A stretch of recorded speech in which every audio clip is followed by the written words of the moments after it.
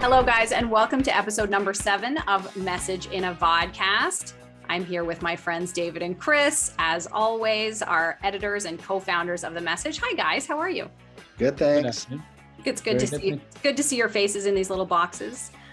Before we get started, I also want to say another huge thank you to our friends at Blue Ant Plus who help us do this podcast every week. We could not do it without them, so thanks again, you guys. I'm excited to chat with you guys today. I'm always a little bit excited for the pop culture pop quiz that comes at the end. It's a little different this week. I'm just going to put that in your heads now. Okay. But first, I want to hear from you, David Brown. What's sort of interesting in the world of marketing in our industry this week? Sure. So this is actually going back a couple weeks, but we think it's important enough that we should talk about here for a few minutes. And it's I want to talk about some interesting data that came out from the World Federation of Advertisers mid-October. Kind of provides a telling snapshot of how we're doing when it comes to diversity, equity, inclusion in the industry. So this was a global survey they did, conducted with Kantar, and they talked to 10,000 professionals from around the world and about 3,000 just from Canada and the US on a range of DEI efforts. They're doing this survey. It's kind of as a benchmarking exercise to hopefully track changes and improvements going forward, which we've been talking about a lot in the past year and a half now. Yeah. And I guess unsurprisingly, the study found plenty of evidence of problems, which have been around for a long time. And the quote I kind of liked best was from Gareth Rees, who's one of the researchers at Kantar. He said, "The marketing industry showed itself to be relatively progressive at first glance, but scratched beneath the surface, and there's a myriad of stories of suffering," which I think we've talked about before, certainly Chris and I. The industry seems so progressive and cares about like progressive things, but there's some real problems here. And this study sort of, as I said, provides a snapshot of what's going on. There is good news. Kantar created what they call an inclusion index, which is about the sense of belonging and the absence of discrimination. And marketing actually scored higher than other industries it's measured. Okay. So that's good. But then as an industry, we scored higher. Okay. Like marketing compared to pharmaceuticals or whatever tech, I think that that comparing them, it does okay. I mean, not radically better, but slightly better. Yeah. But when, as Gareth says, when you scratch beneath the surface, you can see some real issues, particularly with women and caregivers. They feel less welcome and valued. Same with older workers. So I think it was 40% of Canadian respondents who were women said having a child can hinder their career advancement. A similar number of respondents overall said age is a problem. In other words, they're being discriminated against if they have families, if they're caregivers, or if they're older workers. Now, that's interesting on its own, but one of the things that really jumped out for me was the findings around younger workers. So this gets into specifics around pay gap, for example. The pay gap, we all know about there's a pay gap between men and women. And one of the justifications, if you can call it that, has always been, well, women, they have kids, they leave the workforce, and therefore men get paid more than them. But this study showed that, for example, new and junior level male employees, so entry-level male employees, make 20% more than women in the same entry-level position. So it's starting out with a wage gap. And similarly, with white junior and entry-level workers, they make about 22% of entry and junior level workers who identify as what the survey calls ethnic minority, or what we would just call BIPOC, or what we've been calling BIPOC the past couple of years. Mm-hmm. So the numbers are right there. It's not, this is not just about the system and how the system is a problem. It starts out, well, it is systemic, but it starts out quite literally systemic. Yeah. Yeah, but it's not just about, happens over the years for different reasons. It's in the hiring practices as well, which is, to me, a real red flag. Our friends at Pokane would say, I'm sure our friends at Pokane would say, no kidding, we could have told you this. Yeah, and they have. Yeah. But the numbers are there. It's new data that shows just how bad the problem is. And it's right in the hiring practices of how we're hiring women and BIPOC people into the industry. And so it's obviously, if it's benchmarking, then there's the benchmark. There's the flaw, and there's the thing that we know we need to fix. Yeah. So I think it was interesting. And as I said, it's a couple weeks old, but it feels like an important one to me, and one that we wanted to talk a little bit more about.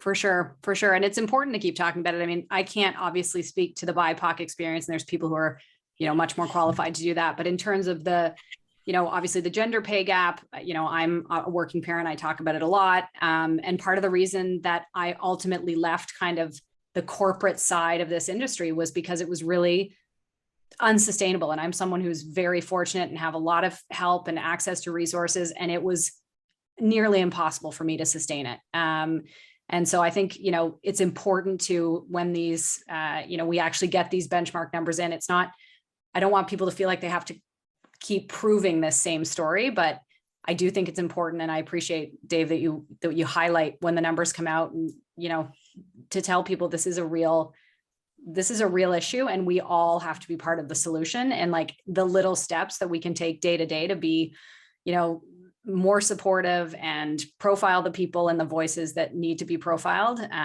We certainly do that a lot. The three of us talk about that a lot here at The Message. And I appreciate, because to me, even if the numbers are 2 weeks old, that's still a story worth telling, both on the website and here in this. We thought so.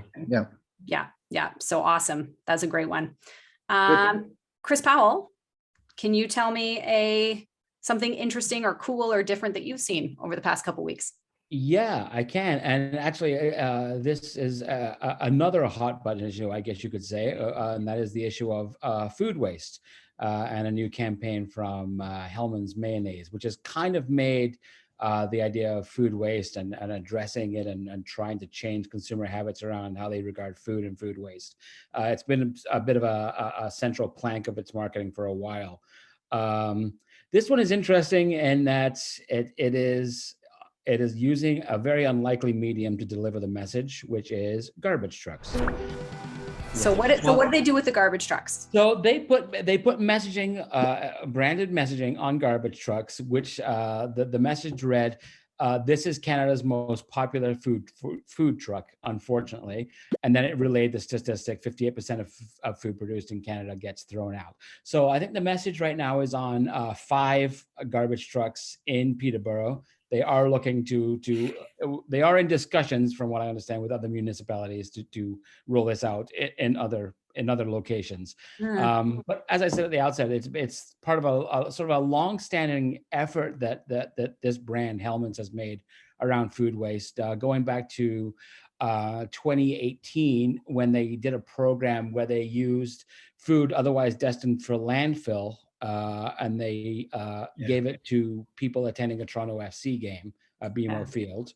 And then last year they did something, and I can't get into the mechanics of it easily because there's a certain complexity to it, but they established something called Hellmann's Island in the game Animal Crossing, which uses turnips as a form of currency. Yeah. And when these turnips can go rotten and get spoiled. And so they found a way to encourage people to turn in these turnips to donate a meal to Second Harvest. So it's a long-standing platform for them around food waste, and I think it seems to be really resonating. In my conversation with Gina, it's interesting because she had worked on the Dove brand. And the early days of the campaign for real beauty and Dove, the self-esteem work. And she had talked about how self-esteem was not sort of a purchase driver in the beauty personal care category at all. And then Dove sort of through some very smart marketing and repetition, they kind of lifted the tide for that whole category, and self-esteem is now a fundamental part of Dove's brand communications. So she had likened what Hellmann's is doing in this category to potentially, you could maybe lift up a whole category if you have more brands that are taking action and expressing concerns about where we're going. It's a lot of food waste. It's tied in, which I didn't really know much at the time, but it's tied in with climate change. This food is converted into carbon dioxide. I mean, there are so many problems that stem from food waste. And interesting, I think, and interesting to see a food brand take that problem head on, right? Because it's not something that one single brand is going to be able to solve, and they're all part of the problem. So it's interesting to see them and I like it. I think, to approach the problem head on and try and, again, do your small part. That's all anybody can do with any of these things. I always applaud brands that do something a little out of the box. Totally. And take some risks. That's what I feel like that's what we end up talking about on this podcast. Like, did we name check agency partner on that? I can't remember. So Ogilvy was agency partner, and Edelman for PR. Amazing. Yeah. Awesome. Love that. Well, this is going to be interesting with our pop culture pop quiz, because as I said, it's not technically pop culture, but it's in the news a lot, and it is about our enduring since the pandemic, but especially terrible now, supply chain issues that we're facing. Right. So getting sort of even, tying into sort of the food waste stuff, like how much more consumerism do we want to push here, realizing we're in the industry of selling things to people. But the supply chain issues have become so intense. That's not something I would normally talk about in a pop culture pop quiz, but it's so prevalent that I thought I would test your knowledge. Before I start, do you guys think you'll do well on this, or do you think, no? Like how up on our supply chain issues do you feel you are? I just know there's a whole bunch of ships stuck off the port in LA. That's about. I know I know what's going on. I just don't know numbers. If you're gonna ask for numbers, I'm in trouble. Excellent. Yeah. I am definitely gonna ask for numbers, which is gonna be great. And it's funny that you mentioned LA, because yes, that is obviously where a bunch of ships are stuck. But my first question is actually, which port in the world has the most boats stuck right now? It's not LA. I'm going to say China. Yes, you'd be right. Is Shanghai the port? Yeah, just outside of Shanghai, there is there's a major port called Ningbo, Ningbo. I'm probably not saying that totally properly. And it's just outside Shanghai, and that has the most boats that are stuck right now. And so it's obviously a combination of things. In August, they had a single COVID case. And because China has a no COVID policy, they had to shut the whole port down for 2 weeks. So on top of all of the other things that are going on, not enough truck drivers, not enough ship workers, it just kind of brought everything to a standstill. So that part of the world is sort of the worst case. But yes, LA is not great. Antwerp, Belgium, also not great. It's a real bottleneck out there, as you know. Mm-hmm. Do you guys care to take a guess globally how many ships are currently sitting outside ports total? As of mid-October, I'll say. Maybe not as of the date that you're watching this podcast. This is gonna be the one where it could be off by like 1,000. I know, that's what's so fun. The potential for embarrassment here is really. And I love it, because it's not like I would know the answer to this without having to look it up. But I thought it was interesting, and hopefully our audience will too. Just take a guess. Do you want me to give you a range? Yeah, like is it more than 1,000? I'll just say under something. I'm gonna say it's under 5,000. Okay, and more than 1,000, right? So yes. I was gonna go so much higher than 5,000. Well, I knew you'd go. Yeah. I was gonna say 10,000. But I didn't agree with this. I didn't agree with the second part of what Dave just said. I said it is less than 5,000. Right. I'm going to say 3,500.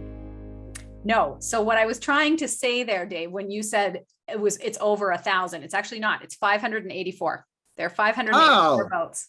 Really? Seems reasonable. Yes. That doesn't seem bad at all. What are they talking about? Everything's fine.